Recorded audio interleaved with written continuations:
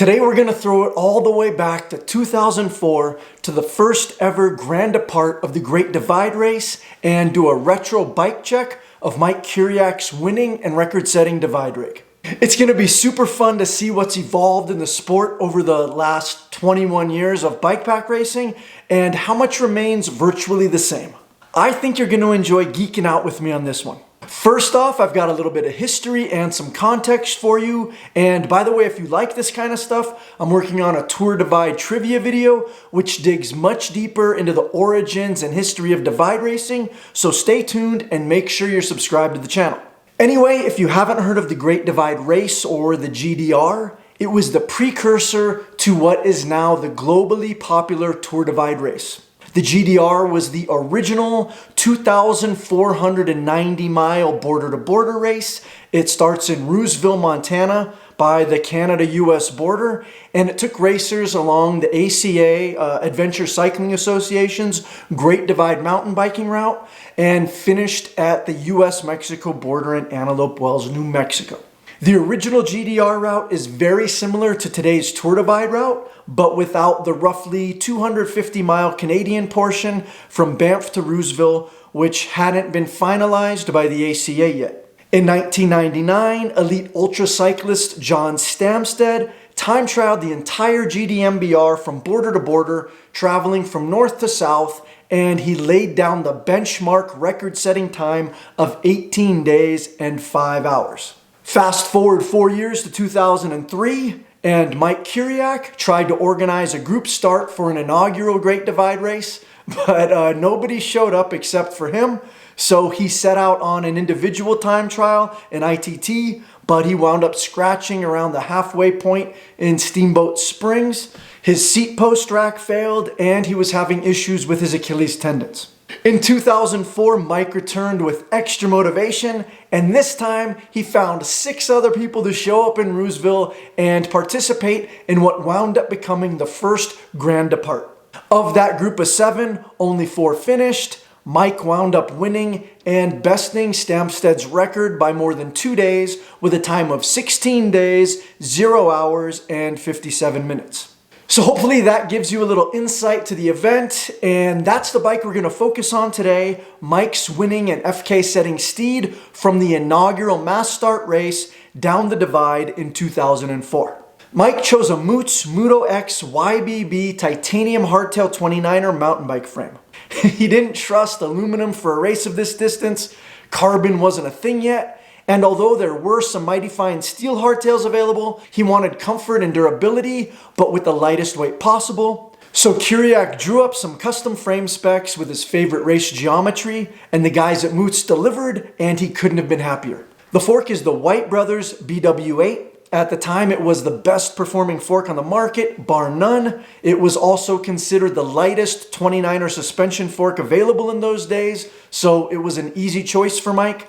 It boasted a whopping 80 millimeters of travel, had an easily accessed lockout, and according to my research, weighed somewhere between 1,605 and 1,665 grams with an uncut steer tube. For reference, my current Fox 34 Stepcast fork with 120 millimeters of travel weighs 1,474 grams uncut, and the lightest 100 millimeter XC race forks around are around 1,300 grams.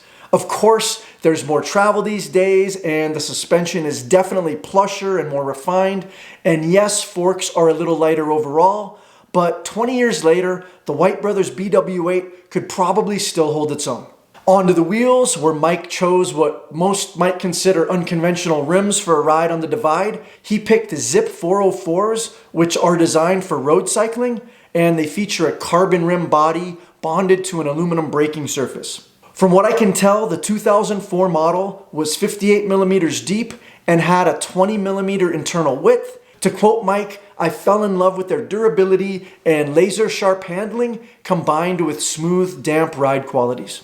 He used DT Swiss Super Comp spokes with Prolock nipples, and he laced them 2-cross to DT 240S disc hubs. He chose the 240 hubs because, you guessed it, they're some of the lightest on the market, and he'd been running them on other wheels for like 5 years, and they'd proven to be bomb-proof. And guess what? DT is still making the 240 hubs to this day. They remain mostly unchanged and are still some of the lightest and most reliable hubs out there. That's something you don't see much. You might have heard me mention this in my Stein tool video, but another perk of going with the 240 hub that Mike recognized was that you can remove the free hub and cassette from the rear wheel without the need for tools. So if you have to service your free hub out in the field, or you need to replace a rear drive side spoke, which is the most common spoke to break, by the way, you can save yourself a lot of drama. All in, his complete wheel set weight, including rims, hubs, spokes, and nipples, came out to 1,649 grams, which is pretty dang light for a 29er wheel set, even by today's standards. To shave a few more grams, he went with Salsa titanium skewers to round out the package. By the way, Mike has been building wheels for ages, and he's got a well-earned reputation as one of the best custom wheel builders out there. He gets the needs and wants of bike packers and ultra cyclists, and he can tailor a wheel set specific to your riding style and your needs. So if you're in the market, you can find him at lacemine29.com, and you can also find yourself going down some rabbit holes with his insightful blog posts. And no, he did not ask me to plug him or promote his business at all. I'm just giving credit where credit's due. Tires were another interesting choice. And mind you, 29-inch wheels were still pretty new back then, so there weren't a ton of options yet. Mike was supported by Kenda, and at the time they only had one 29er tire available, which was the beefy and slow-rolling Kenda Claw XT, and it came in specific front and rear treads. If you look closely, you'll notice these tires in some of the pics taken from shakedown rides. Months before the race, Mike heard Kenda would be releasing a new 29er tire with a faster rolling tread, and just in time for the race, a package was drop shipped from Asia and showed up on his doorstep with a pair of Kenda Cons. From what I can gather, they were approximately 50 millimeters wide, so basically 1.95s. They had a 60 TPI wire bead casing, and according to the weights listed on MTBR at the time, they tipped the scales at about 850 grams each. Mike said they worked surprisingly well on the Divide, they didn't wear out, and they lasted him the whole race and then some. Curiak began the race with what was considered a high-end ghetto tubeless setup, and he carried a couple spare butyl tubes as insurance. For all you young bucks, in 2004, tubeless ready rims hadn't evolved yet, and specific valve stems and rim tape weren't readily available. So if you wanted to go tubeless, you basically had two options. Either split a bike tube down the middle and poke the built-in valve stem through the hole and use that as a makeshift tubeless rim strip in lieu of rim tape, or you used Stan's tubeless conversion rim strips, which were basically purpose-made split tubes that came in varying widths, and you didn't have to slice and dice your tubes. And to seal the deal, you poured in a couple of ounces of Stan's sealant, which they started selling in the year 2000. Mike chose to use the Stan's conversion strips. He also wrapped multiple layers of strapping tape to build up the rim bed to get the tires to fit tighter and help the bead to seal. Anywho, that didn't quite work as planned for Mike on the Divide that year. He got a front flat on day 3, popped in a tube, and carried on. On day 4, he flatted in the rear, popped in another tube, and carried on.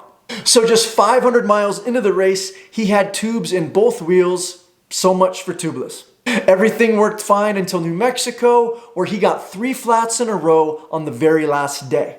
Again, quoting Mike, rear tire went flat, so I stopped to fix it, ripped out the tube, patched it, and while the glue was curing, I stuck a fresh tube into the tire, pumped that one up, and as I did, I learned that I hadn't gotten whatever sticker or thorn out of the tire that had caused the first flat, because now the fresh tube was hissing and leaking fast. So I pulled that one back out, swept the inside of the tire again, pulled the sticker out that had now caused 2 flats, patched the second tube, and while the glue cured on that, I stuck the first patch tube back in and pumped it up. Just shy of full riding pressure, one of the previous patches let go, and it deflated instantly. Oi! I think all of that happened in less than 30 minutes, and Pete Basinger was standing there watching me get my butt kicked by those tubes the whole time.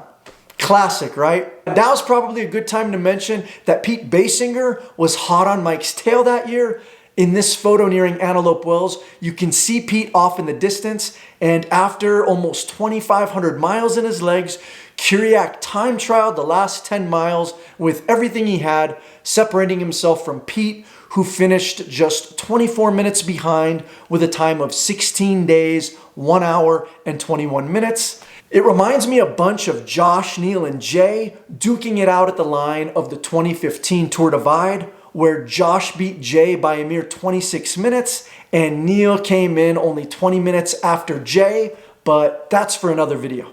In the cockpit, Mike chose a Sintassi ultralight handlebar with 9 degrees of sweep, which was fairly drastic at that time. It was 680 millimeters wide, and it had a skinny 25.4 millimeter clamp diameter. 31.8 and surely 35 millimeter diameters weren't the standard yet. The bar was mated to a Sintassi F99 stem with a 90 millimeter length. According to Mike, it weighed a mere 88 grams and easily had the best strength to weight ratio of anything available at that time.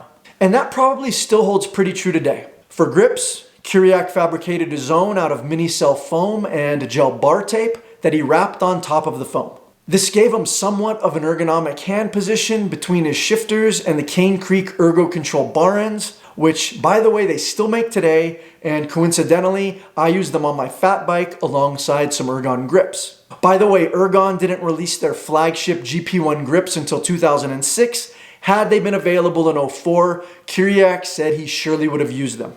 Rounding out the cockpit were some cheap generic aero bars that Curiak found in a bargain bin at his local bike shop. For his headset, Mike spared no cost and went with Chris King, which was pretty much the gold standard and still pretty much is these days. Many people chose mechanical brakes back then, and some still do, but Mike had no issues opting to spec hydraulic disc brakes. He chose the Hayes Mag Plus model with 160 millimeter rotors front and rear. They were some of the lightest on the market while maintaining excellent modulation and lever feel. As far as the drivetrain goes, we're talking about a 3x9 system with SRAM XO grip shifters and derailleurs and a SRAM 9-speed 1132 cassette mated to a PC89R hollow pin chain. The cranks were a set of race-face turbine LPs with 170 millimeter arm length. Again, quoting Mike back then, over the long haul, I find that I can stay on top of a gear much better with a 170, and I've tested it many times over the years to be sure. Not that it means much, but I used 170 millimeter cranks on the Tour Divide, and I still do. And I know it's all the rage these days to go shorter and shorter with 165s and 160s, etc. But in the early 2000s, pretty much all mountain bikes were spec'd with 175s, so it appears Mike was ahead of the curve. Anywho, his cranks were mounted to a Shimano square taper UN72 bottom bracket, and although the bottom bracket spun nice and smooth on the ride, at one point it actually unthreaded itself. This forced Mike to backtrack downhill 15 miles to the nearest town so that he could buy a monkey wrench and some super glue to jimmy rig it back into place before he turned around to reclimb that 15 miles in a monsoonal downpour. He also installed some Gucci Boon titanium chain rings for the front triple, sized at 20, 29, and 42 teeth. Boon is still making titanium rings these days, and they're still super light, ridiculously durable, and immensely drool-inducing. Mike's pedals were Look 4x4s, which have a striking resemblance to Crank Brothers egg beaters. Mike loved the ease of entry and exit of egg beaters, but he wasn't pleased with their durability, so he purchased a set of 4x4s, pulled them apart, and noticed they had some improvements over the egg beaters, mainly the needle bearings. Back then, egg beaters used a plastic bushing, although they now use Enduro cartridge bearings and Igus glide bearings. Mike also said the Look cleats lasted way longer than the quicker wearing Crank Brothers cleats. Anywho, after all the research and pedal prep, Mike wound up breaking a pedal spindle in New Mexico, and he had to ride/walk about 30 miles to the next town on one pedal. He then had to detour off route and wait overnight to buy a replacement. That's Divide Racing for you. The seat post of choice was a Moots titanium layback model, and that was mated to a WTB SST saddle with titanium rails. Nighttime illumination came in the form of a home-brewed setup using 2 AA batteries that some dude on the internet was making back then. Nope, no dynamo hub or dynamo lighting system, and no fancy exposure or Phoenix rechargeable systems. Just 2 homebrewed lights on the bars and 1 on his helmet that gave enough light, but certainly nothing near what we have at our fingertips today. Mike did not carry a cell phone, and at the time he didn't think mobile phones had any place on the GDR or on the gdmbr in general, so he simply found payphones and used calling cards to check in with people and do his MTBcast call-ins. He did, however, carry a digital point-and-shoot camera to capture some memories, many of which now form the backbone of this video, so I'm glad he did. So you might be wondering, what about navigation? How did he stay en route without a line to follow on the screen of his GPS device? Everyone used the ACA maps and cue sheets as their only source of navigation back then. There were no GPX tracks because Scott Morris, the brainiac behind Track Leaders and bikepacking.net and Topo Fusion, hadn't written the route to create a track yet. On that note, there was no Ride with GPS, no Gaia, there were no online resources for route beta, no bike and gear checks or ride videos to pour over on YouTube, no Facebook groups to share info. Scott hadn't launched bikepacking.net, that didn't come until 2008, and Track Leaders and Blue Dot stalking didn't start until 2009, and there definitely weren't any Dirty Teeth Tour Divide prep videos to binge watch. The early pioneers basically just photocopied cues directly from the maps and hoped they were accurate. Mike sized his to fit inside of a bar map pouch, and then he fixed this to his handlebars with some rubber bands, and he carried a few spare rubber bands in the pouch. He also had a basic cyclometer to track mileage, which helped him stay on track with the cue sheets. He busted 2 of these in Montana, which didn't help his cause.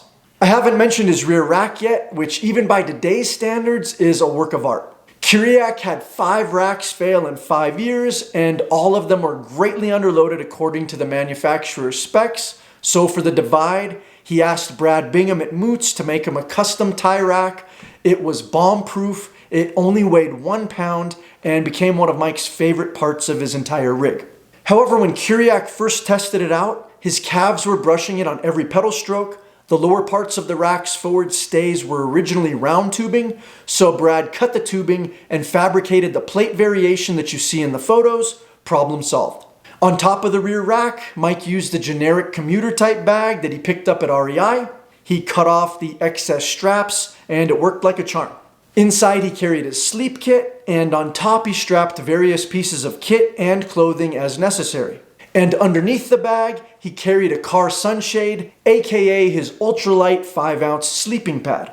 You'll notice he also shaved the edges off of it to keep his calves from rubbing as well. In the center triangle, you'll notice a cute little half frame bag. Mike can't remember who made it, but inside was always a Crank Brothers multi-tool, a pile of jerky, Twizzlers licorice, a few salted nut rolls, and sometimes gummy worms or gummy bears and other snacks. You'll notice there was no top tube bag or feed bags or a front roll. As was the trend in early bike pack racing, Mike carried a lot on his back. He wore an Ultimate Direction backpack that he had previously modified heavily for use in the Iditarod events. It was very low profile to fit under a jacket, and he had extra pockets and doodads sewn on so that he had easy access to sunblock, ibuprofen, lip balm, etc. But at the heart of the pack was a monstrous 10-liter MSR dromedary bladder, which he always topped off before leaving a town. In addition to the 22.5 pounds of water available to him on his back, Mike reserved a bottle on the down tube inside of his frame for Gatorade. Then he had another bottle under the down tube with a simple charcoal filter in it, which he used to purify water from natural sources on the route every few days. You may also notice the little black bag strapped to the seat tube, and this is where he kept spares and repairs, tubes, a burly patch kit, a spare shift cable, chain links, SPD cleat plus bolts, quick links, yada yada yada. The total bike weight, including all Mike's gear and kit and clothing, and a full day or a segment's worth of food, added up to around 36 pounds according to Curiak. That's pretty dang respectable, no matter how you slice it. But again, don't forget the 2.5 gallons of water and excess gack he had loaded in his backpack. With all that said, Mike's record-setting 16 days and 57-minute ride was far from a clean run. He melted a pair of wet gloves as he was trying to dry them over a campfire, all the flat tires and busted cyclometers and a broken pedal spindle, the bottom bracket mishap, and all the bonus mileage. I just want to finish by specifically giving credit and respect to Mike's 04 ride and for helping me put together this video. We should also recognize all the crazy and passionate early divide guinea pigs and pioneers who blazed the trail of bikepacking exploration globally. Okay, so how much has really changed and how much has actually stayed the same? What surprised you the most about Mike's setup? Please share your thoughts in the comments. I'm really curious to read what you all have to say. And yes, I do my best to read and respond to every comment. Other than that, please like and share and subscribe. And until next time, ride bikes, give back, pay it forward. Thanks so much for squeezing dirty teeth into your busy schedule. Please help us reach more people and ensure you receive new videos by giving this video a like, subscribing to the channel, and clicking the notification bell. Until next time, ride bikes, give back, pay it forward.